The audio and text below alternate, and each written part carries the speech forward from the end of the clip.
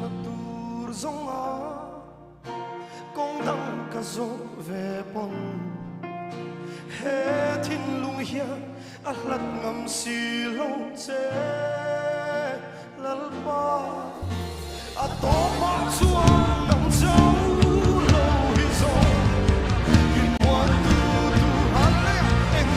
an ho te lo la lo si lo na lo lo si lo i va di tu chuan mai ti le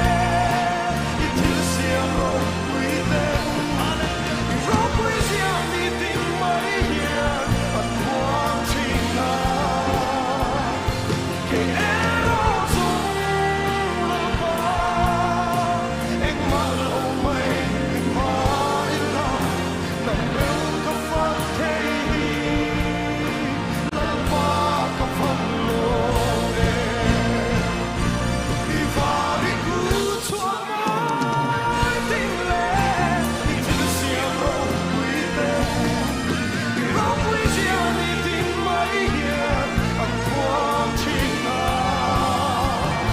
ke ero zong la pa eng ma lo mai ma